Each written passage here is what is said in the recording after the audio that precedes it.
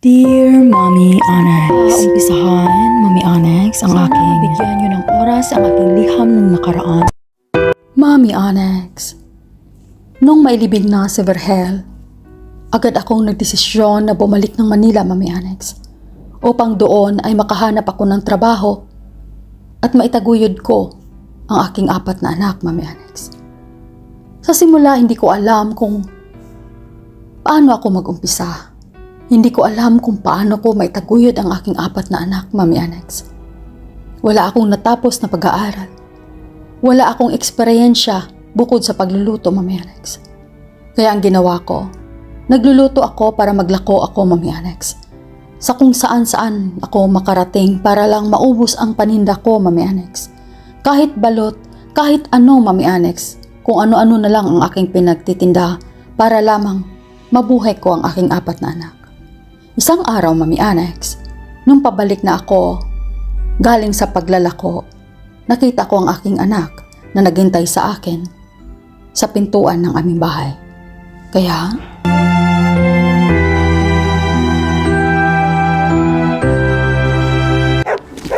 buti na lang at maaga akong nakauwi sa bahay.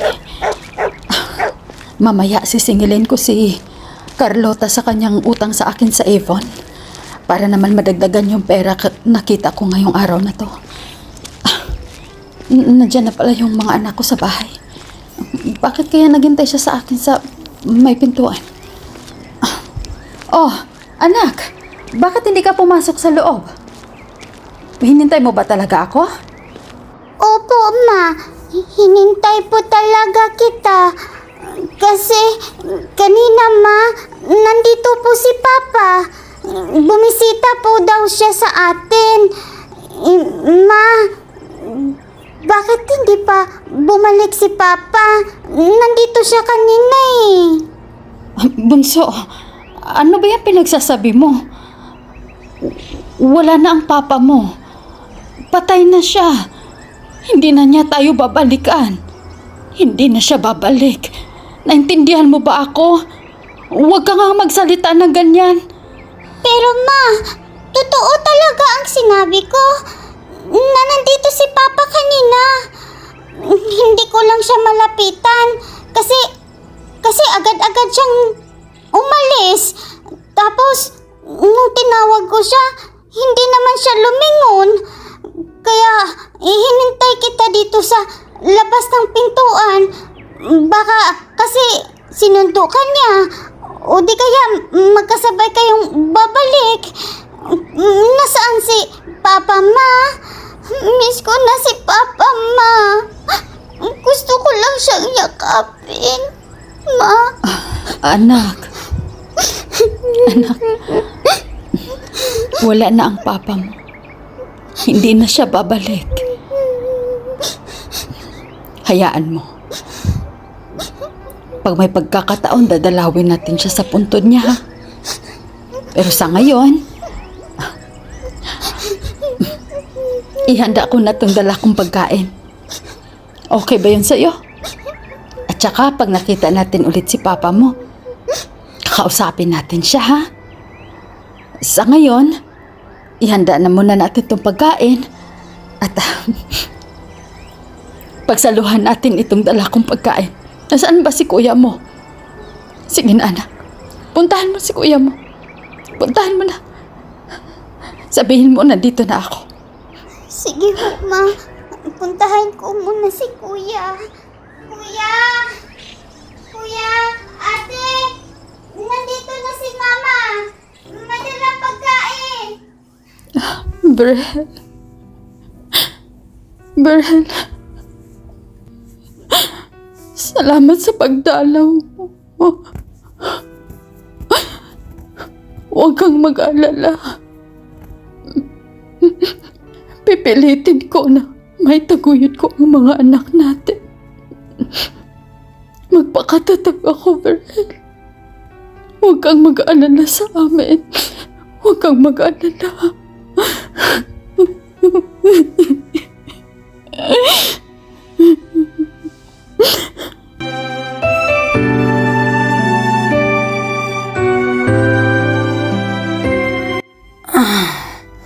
Salamat sa Diyos at natapos ko na rin yung mga niluluto ko. Bukas, ilalagay ko to sa mga maliliit na styrofoam na panlagyan ng pagkain para mailako ko bukas. Wala na akong narinig na ingay. Masilip na yung mga bata sa kwarto nila.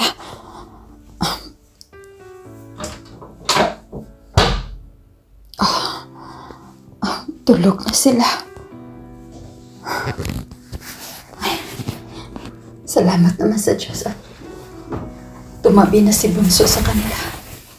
Para bukas pagising ko, hindi siya magising sa madaling araw.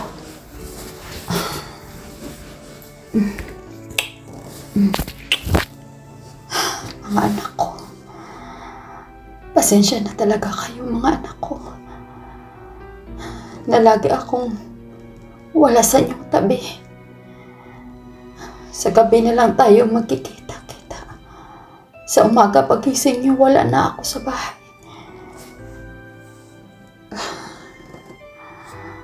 Pero malalagpasan din natin ang lahat ng ito. Shhh! Matulog ka ulit. Matulog ka ulit. Ma, matabihan mo kami dito, Ma. Makantahan mo ako, Ma. Sige. Ma. Sige, kantahan ko kayo. Kantahan kita. Usog ka doon. Urog ka. Tatabi si Mama. Ayan. Usog ka doon. Dahan-dahan. Magising si Kuya.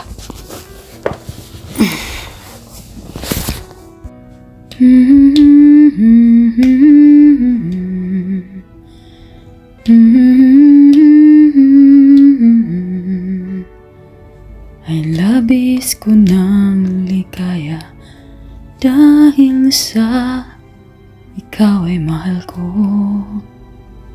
Kahit konting pagtingin kung manggagaling sa'yo ay labis ko ng ligaya dahil sa ikaw ay mahal ko.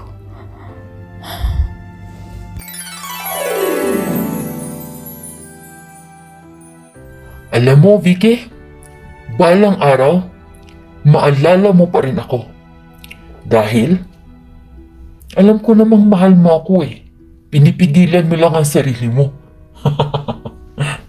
Ang kapal naman ang mukha mo. Hindi mangyayari yun.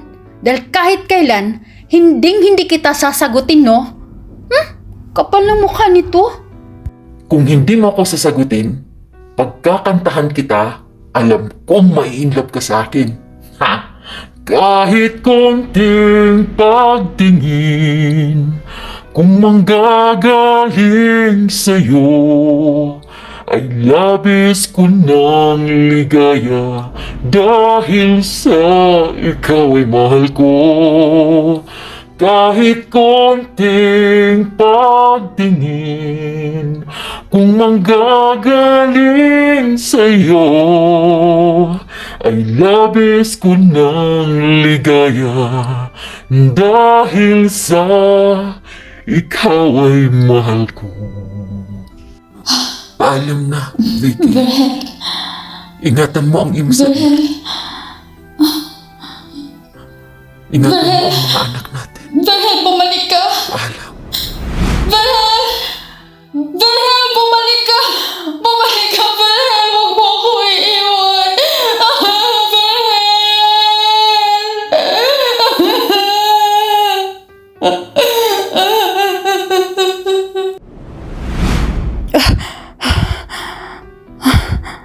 Panaginip. Napanaginipan ko si Verhel.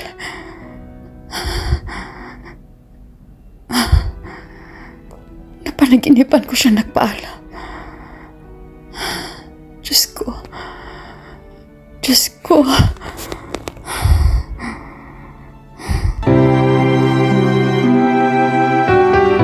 Simula ng gabing iyon, Mami Onyx, na napaginipan ko si Verhel, hindi na siya muling nagparamdam sa akin at sa aking mga anak, Mami Alex. Marahil siguro ay nakita niya na kaya kong itaguyod ang aking mga anak. Kahit nagkandahirap-hirap ako sa mga panahon na iyon, pero sa ngayon, Mami Alex, sa kabila ng mga pagsubok na dumating sa aking buhay, kinaya ko dahil sa aking pananampalataya sa ating mahal na Panginoong Hesus. Hindi niya ako pinabayaan. Ngayon, nandito ako sa Hong Kong, Mami Alex, nagtatrabaho bilang isang domestic helper. Maraming salamat, Mami Alex, sa iyong pagsadula sa aking buhay, sa iyong programa sa pinamagatang Ang Liham ng Nakaraan short story. Sa bawat tao ay may kanya-kanyang istorya sa kani-kanilang buhay. Ang istorya ng aking buhay na inyong napakinggan sa programa ni Mami Alex, para sa akin ay hindi iyon madali. Subalit, ang aking pananampalataya at pagtitiwala ko sa ating mahal na Poong may kapal ay siyang nagbibigay sa akin ng lakas upang tumawa at tumayo sa bawat araw ng aking buhay. Hindi man ako perpekto bilang isang asawa, hindi man ako perpekto bilang isang ina. Pero ang alam ko, sa istorya ng aking buhay, ay ginawa ko at ginampanan ko ang tama na kaya kong gawin para sa aking mga mahal sa buhay. Hindi natin ipipilit ang mga bagay na hindi para sa atin. Kailangan natin ding pasalamatan ang mga bagay na meron tayo. Kaya ako'y nagpapasalamat sa lahat ng nanonood, nakikinig sa programa ni Mami Alex upang pakinggan ang liham ng aking nakaraan. Maraming salamat sa inyong lahat, sa inyong pakikinig. Nagmamahal, Vicky. Maraming salamat sa lahat ng nakikinig at sumubaybay sa Ang Liham ng Nakaraan ni Vicky. Sana meron din kayong natutunan sa kanyang istorya ng buhay. Lahat tayo ay may kanya-kanyang istorya ng ating buhay at lagi nating tandaan, sa bawat istorya ng iyong buhay, kayo ang bida.